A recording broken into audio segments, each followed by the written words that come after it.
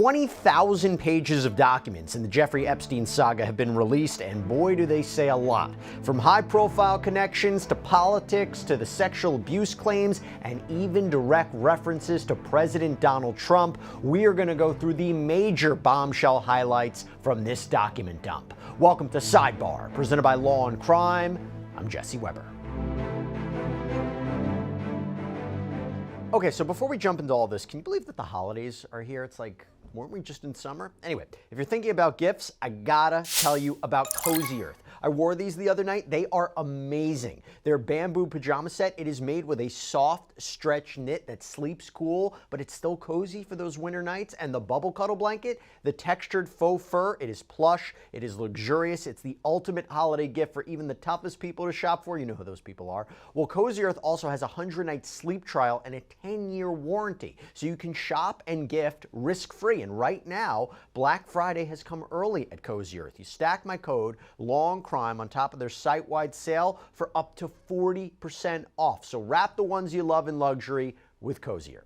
It is the story that will not go away, and yesterday it blew wide open. The House Oversight Committee dropped another massive batch of Jeffrey Epstein documents, 20,000 pages worth, from the deceased sex offender and financier's estate. And for the first time, we are seeing Epstein's own words allegedly connecting President Donald Trump directly to his inner circle after that infamous 2008 plea deal that Epstein entered into. Now, but I want to be clear about something, okay? As we go through these communications, Donald Trump has never been officially implicated in any wrongdoing, and he's never been charged with any crime connected to Epstein. Having said that, his name comes up a lot in these documents, and I say, when we go through these communications, let me be clear, we obviously can't go through 20,000 pages of documents, but what we can do is go through some of the major highlights so far. And this massive document dump has a lot. And this came after House Democrats released some very interesting and arguably provocative exchanges, communications. So let's start here. You have one from 2011 from Jeffrey Epstein to Ghislaine Maxwell, his convicted sex trafficker associate, saying, quote, "I want you to realize that that dog that hasn't barked is Trump." And then it's kind of redacted, but victim spent hours at my house with him. He has never once been mentioned. Police chief, etc. I'm 75% there. Maxwell actually writes back, quote, "I have been thinking about that." You have another communication where Epstein tells author Michael Wolff in 2019, quote, "Redacted Mar-a-Lago, redacted." And by the way, this email was apparently sent several months before Epstein died. It continues, quote, "Trump said he asked me to resign. Never a member ever. Of course he knew about the girls as he asked Ghislaine to stop." And then you have one more from 2015 I want to highlight where Wolff appears to tell Epstein that CNN may be asking Trump about his connection to Epstein. Remember, this was when Trump was announcing that he was going to run for president. To which Epstein asks, quote, "If we were able to craft an answer for him, what do you think it should be?" Wolff responds, "I think you should let him hang himself. If he says he hasn't been on the plane or to the house, then that gives you a valuable PR and political currency. You could hang him in a way that potentially generates a positive benefit for you, or if it really looks like he could win, you could save him, generating a debt. Of course, it is possible that when asked, he'll say, Jeffrey is a great guy and has gotten a raw deal and is a victim of political correctness, which is to be outlawed in a Trump regime." By the way, Wolff responded to this breaking news saying on Instagram, quote, "Perhaps we're getting close to the smoking gun. You know, it's curious that Epstein's relationship with so many people in public life has damaged them considerably, but the one person who he was closest to has not been held accountable. That's Donald Trump."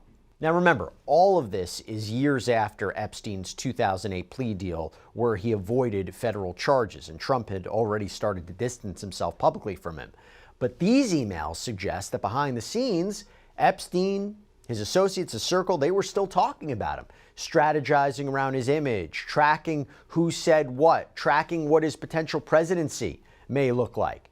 And that is what has sent this story spiraling, because hours after the dump from the House Oversight Committee, Congress started pushing for more. You had congressional members who now want the Justice Department to hand over all of the Epstein-related communications. And that pressure is building. The House is moving to force a vote that would compel the Justice Department to release all of the Epstein files. In fact, Speaker Mike Johnson announced that he will put a bill ordering the release of the Epstein files immediately, saying, we're going to put that on the floor for a full vote when we get back next week. And this is creating a major political firestorm. You have newly sworn-in Congresswoman Adelita Grijalva, who signed the discharge petition, providing the decisive 218th signature that was needed to force that vote on the release of the Epstein files. And in her remarks on the House floor, she said, quote, "Justice cannot wait another day," and also thank the Epstein survivors who were in the gallery watching. So I want to talk about what we are seeing in this document dump, and it's just going to be me. I'm going to do it solo. Let's go through it. Now, the new emails, they keep coming, and they go far beyond just Donald Trump. For example, Steve Bannon, okay? Steve Bannon, Trump's former advisor, in a June 2019 email right after a photo was taken of Trump shaking hands with Prince Andrew. Okay, this was during a state visit. We know Prince Andrew. We'll talk about him a little bit more. Quite a character in all of this. Epstein wrote to somebody who, according to CNN, appears to be Bannon, saying, quote, "Prince Andrew and Trump today. Too funny."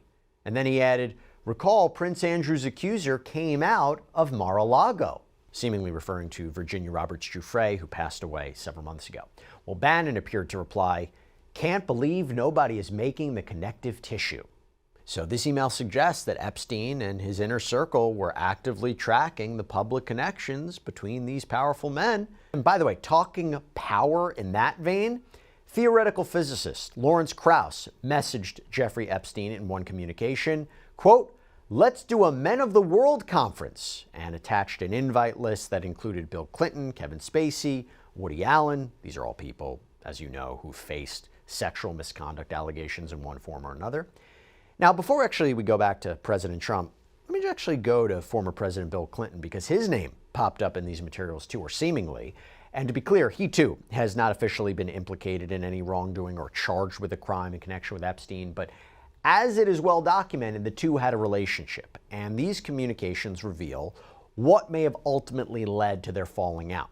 So, in an email exchange with Catherine Rumler, a former White House counsel to President Barack Obama, you have this communication back in January of 2016, where Epstein writes seemingly about Clinton, quote, "My memory is a friend killer. I stopped talking to Clinton when he swore with wholehearted conviction that he had done something.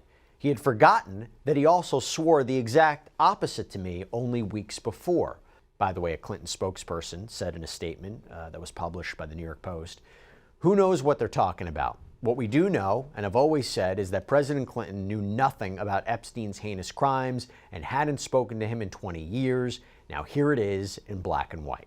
Going back to President Trump, the emails appear to show Epstein had these sharp, private opinions about Trump and his mental state. For example, in 2018, Epstein wrote in an email, "You might want to tell your Dem friends that treating Trump like a mafia don ignores the fact that he has great dangerous power. Tightening the noose too slowly risks a very bad situation. Not so with this maniac." Called him borderline insane at one point and said that would be corroborated by some that are close. Then you go to a 2017 email after Trump's so-called Muslim ban, and Epstein told a New York Times reporter, quote, "Donald is bleeping crazy. I told you that." And in an email to New York Times reporter Thomas Landon Jr. in response to Trump's published reaction to a book by Michael Wolff, Epstein wrote, "No questions, Donald's statement was goofy. Early dementia?" By the way, talking Landon, this I thought was a notable exchange between him and Epstein in February 2016 regarding Trump. Landon writes, "It's getting scary. The stories you could tell." Epstein replies, "Wow." And Landon replies, "Actually, I don't think he/voters would care. Being effectively shameless is a pretty powerful weapon for a presidential candidate." And bad-mouthing continued, with Epstein writing in 2018, "Donald is close to no one. He talks to many people. He tells each one something different." Also in 2018, As Trump's former lawyer, Michael Cohen, was pleading guilty and implicating the president in the hush money scheme, Epstein saw an opportunity. He emailed, again, Catherine Rumler, writing, quote, "You see, I know how dirty Donald is. My guess is that non-lawyers, New York biz people, have no idea what it means to have your fixer flip." So this email suggests that Epstein believed Cohen really had the goods on his former client. And maybe the most bizarre item in this entire document dump, and we have a lot more we want to get to, it's not even an email, it's a video. The files include this video from Epstein's estate that show a dog chewing on and attacking a plush doll that's made to look like Donald Trump. Weird. And there was also this notable exchange, by the way, regarding President Trump when he met Russian President Vladimir Putin in 2018. And this is where Epstein was perhaps saying, look, I get Donald Trump, I understand him, we should talk, okay? So in an email to the former Prime Minister of Norway, Epstein writes, quote, "I think you might suggest to Putin that Lavrov can get insight on talking to me." And this is seemingly referring to Sergei Lavrov, Russia's foreign minister. And talking Russia and Trump, by the way, Epstein had this back and forth with Larry Summers. This is a former Clinton and Obama administration official. With Summers writing, "Do the Russians have stuff on Trump? Today was appalling even by his standards." To which Epstein writes back, "My email is full with similar comments. Wow. I'm sure his view is that it went super well. He thinks he has charmed his adversary. Admittedly, he has no idea of the symbolism. He has no idea of most things." And Epstein also wrote to Summers after Trump's inauguration saying, "Recall I've told you, I have met some very bad people. None as bad as Trump. Not one decent cell in his body. So yes, dangerous."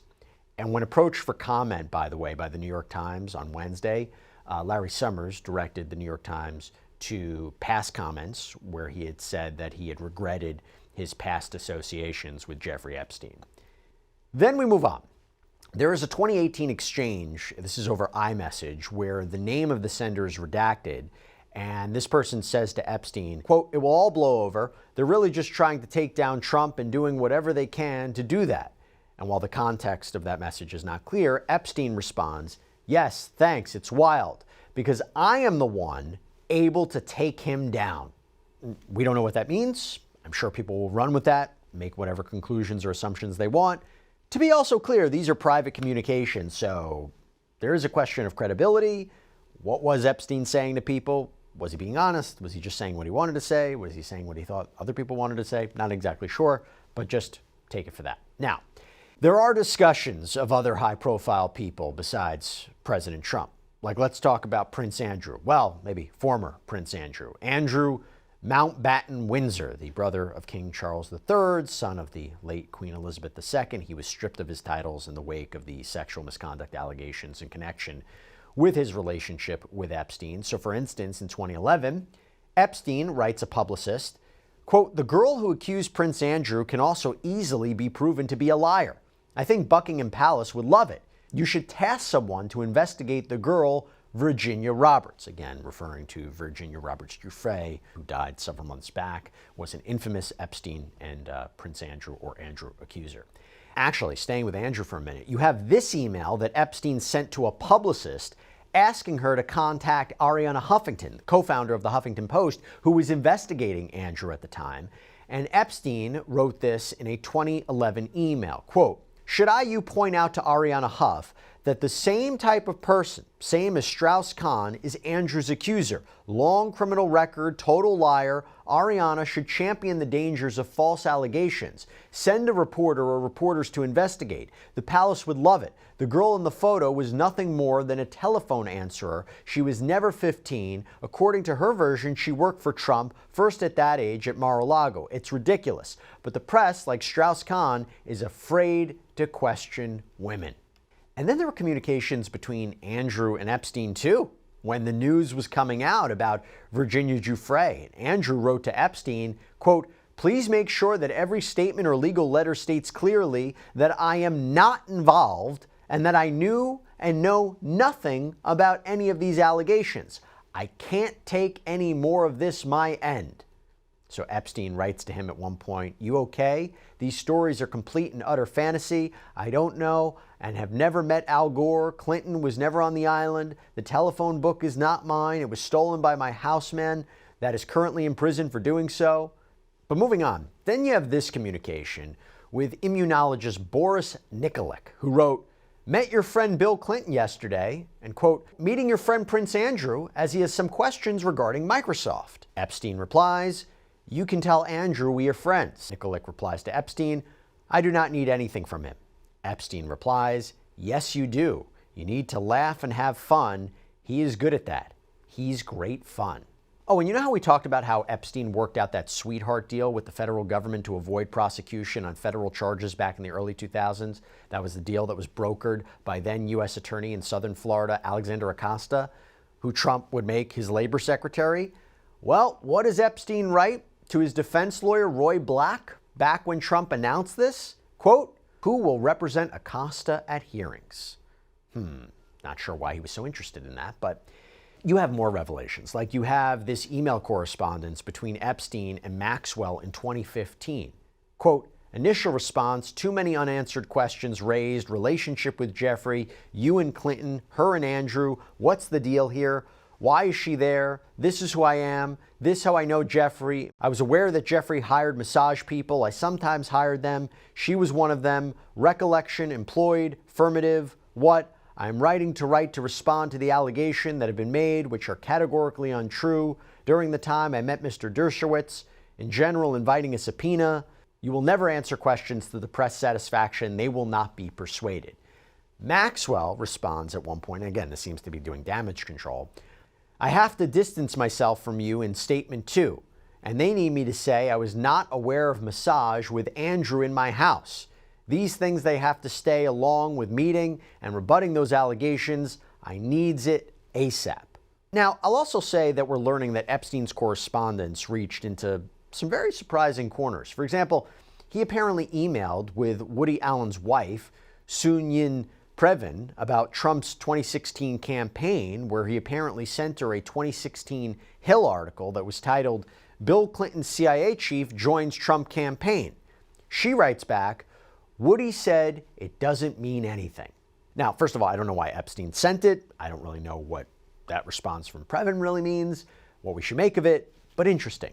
And going back to his communications with Catherine Rumler, who once wrote to him, "Trump is truly stupid," Epstein replied, "Duh." What becomes clear from reading through thousands of these pages is that Jeffrey Epstein maintained a vast network of connections across the political spectrum, and he would appear to be focused on Donald Trump's rise to power. So the picture from these documents is clear. While Trump had publicly distanced himself, behind the scenes, Epstein was closely watching and strategizing and offering just brutal private assessments. And the White House's response to all of this has been to dismiss it entirely. The press secretary said the emails, quote, "prove absolutely nothing." And when asked if the president would commute Ghislaine Maxwell's sentence, which we talked about on a previous sidebar, effectively releasing her from prison, she said it's not something he's talking about or even thinking about at this moment in time. But the White House is pushing back hard. For example, President Trump took to Truth Social saying, quote, "The Democrats are trying to bring up the Jeffrey Epstein hoax again because they'll do anything at all to deflect on how badly they've done on the shutdown and so many other subjects. Only a very bad or stupid Republican would fall into that trap. There should be no deflections to Epstein or anything else, and any Republicans involved should be focused only on opening up our country and fixing the massive damage caused by the Democrats." But now, with the House locked in to hold the vote and these new emails fueling the demand for total transparency, you know the story's far from over. The pressure's only intensifying. ABC News reporting that Trump administration officials met with Representative Lauren Boebert hours before Grijalva was sworn in to allegedly get her to take her name off the petition to release the Epstein files. And so you're seeing this being drawn out more and more and more. And the political battle lines are being drawn very clearly. You have one side, you have, for example, House Democratic leader Hakeem Jeffries, who accused President Trump essentially of a cover-up, saying Donald Trump is spending his day pressuring people like Nancy Mace and Lauren Boebert to come off of the Epstein discharge petition because they are afraid, clearly, of what's in those files. On the other side, you have House Speaker Mike Johnson, who dismissed the entire document dump as a, quote, massive distraction by the Democrats, while maintaining that President Trump supports, quote, maximum transparency, although, I will tell you, Johnson said that the release would be unnecessary, as the House Oversight Committee is already investigating all of this. But he's still going to be holding a vote. So the House is now scheduled to vote on releasing all of these Epstein files. The Democrats are united. You have a growing number of Republicans like Warren Davidson and Eli Crane saying they will support the bill. So while I could say there's a chance that, oh, we're going to get all the truth, everything in just a few weeks, here's the legal problem. This measure to compel the DOJ to release the Epstein files, it may pass the House, but it needs to be enacted into law, and that requires passage by both chambers of Congress. And you need the president to sign off on it. And of course, there's going to be an argument that due to the difficulty of getting a majority on board in the Senate, put that to the side, would the president possibly veto this? So that's the question. And as we approach that vote, the scope of this investigation continues to widen. We are now learning that Epstein's communications weren't just about politics and power. They reveal his ongoing efforts to manage his own legal exposure, his public image, even as victims came forward. And this shows us that even years after his first conviction, Epstein and Maxwell, they were actively working together to counter the narratives. So where does this leave us? Well, we have evidence showing that Epstein maintained extensive communications about Donald Trump across more than a decade. We have him strategizing with associates about Trump's political career, offering brutal private assessments. We have him hinting that he possessed compromising information, right? Now, the White House continues to call this a partisan attack. You have victims who are watching from the House gallery and a successful discharge petition forcing a vote. So now we have a fundamental question here. What else is in those files that we haven't seen?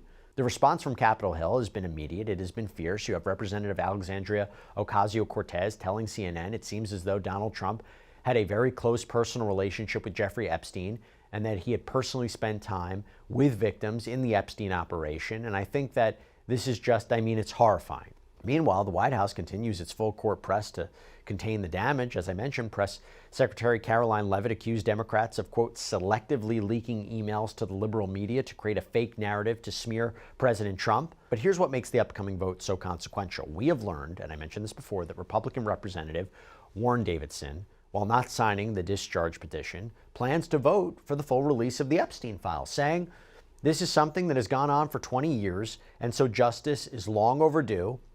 Went on to say there needs to be an explanation to the public. To be clear, though, he also doubled down when speaking with CNN that he doesn't believe there's anything in there, that anything that's been released so far to incriminate President Trump. So in other words, this fight for transparency is arguably revealing fractures within the GOP. And while the White House pressures Republicans, you have Democratic Representative Ro Khanna, who is leading a bipartisan charge with Republican Thomas Massie to get full release. Predicts strong bipartisan support, stating, quote, I believe we're going to get 40-50 Republicans voting with us on the release. If that holds true, it would represent a stunning rebuke of the White House's efforts to seemingly not move forward with this.